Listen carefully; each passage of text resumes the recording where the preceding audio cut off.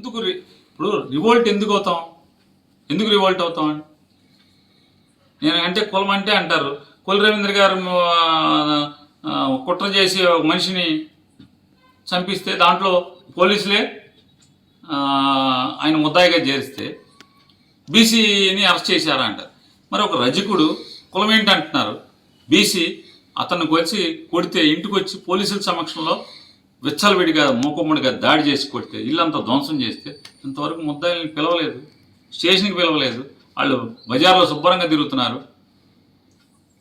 ఆ కొట్టిన మా రెండో రోజుకో మూడో రోజుకో ఎప్పుడో పెద్ద పోలీస్ పర్మిషన్ పెట్టి లైవ్ సిటీ కేబుల్ పెట్టి విచ్చలవిడిగా బజార్లో ఫంక్షన్లు చేస్తారు.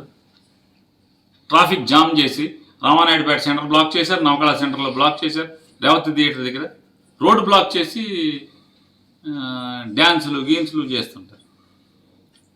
మరి ముద్దాయిలుగా ఉన్నవాళ్ళు, ఇళ్ల మీద పడి దాడి చేసిన వాళ్ళు, మరి వాళ్ళని వదిలేసేసి అసలు నేరం చేయకుండానే తీసుకొచ్చి కూర్చోబెడతామంటే సార్ మీరు కూడా మేము విచారం చేయండి. నేను ఏకపక్షంగా మీరు నేనేదో అంటే ఇప్పుడు సాధారణంగా ఒక ఐపీఎస్ ఆఫీసరు నా మీద అసత్యాలు మాట్లాడినప్పుడు సమాజం కూడా నిజం అనుకుంటుంది.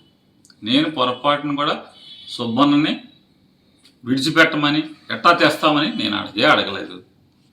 రిమాండ్కి పెట్టమనే నేను అడిగాను. అది కూడా స్మూత్గానే అడిగాను. వాళ్ళు పెడుతున్నామన్నారు, తొందరగా పెట్టండి, రేపు పెళ్ళి అని చెప్పాం. ఎప్పుడైతే చిటికెన్ మేయర్ గారి భర్తని చిటికెన్ నాగేశ్వరరావు అనే ఆయన్ని తమాషాలు చేయబాకని విలేకరుల సమక్షంలో మా అందరి సమక్షంలో ఇతను తోలనాడాడు కాబట్టి నేను తిరగబట్టం అంటే నేను దాడి చేయాల, కుర్చీలో కూర్చునే ఉన్నా, రెచ్చగొడతాకి లేచి నుంచుని నన్ను రెచ్చగొట్టినాడు. అయినా నేను కుర్చీలో కూర్చునే మాట్లాడా.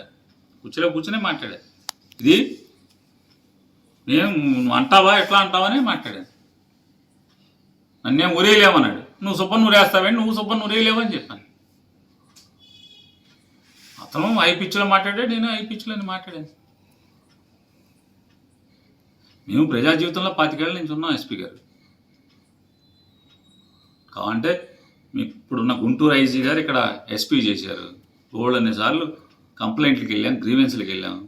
చెప్పండి మీకు కలబడితే అడగండి. పేరునాని పోలీసుల మీద దాడులు చేసేవాడా, స్టేషన్కి వచ్చి ముద్దాయిలను వదలమంటాడా అడగండి.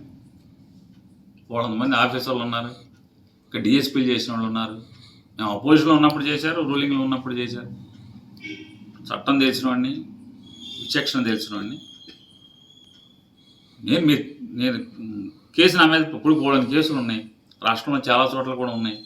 నేనేం నేరం చేయలే, నాకేం తప్పుడు వ్యాపారాలు లేవు. నేను బ్యాడ్ క్యారెక్టర్ కాదు, నేనేం కూనీలు చేయను, మటలు చేయను, రౌడీజం చేయను. అవమానిస్తే తిరగబడతాను. మీ వాళ్ళు ఉద్దేశపూర్వకంగా కావాలని రిజర్వ్ ఎస్ఐ గారి చేతిలో ఫోన్ పెట్టాడు. వస్తా ఆయన మీడియాని తెచ్చుకున్నాడు, మాట్లాడాడు, రెచ్చగొట్టేట్టు మాట్లాడాడు. ఆయన లేడు. మేము వెళ్ళిన నేను ఎస్ఐ ప్రభాకర్ గారు, సుబ్బన్న ముగ్గురు వెళ్ళాం స్టేషన్లోకి. ఈ చిల్లపూడి స్టేషన్ నుంచి ముగ్గురు నడుచుకుంటాను వెళ్ళాం, మాట్లాడుకుంటా.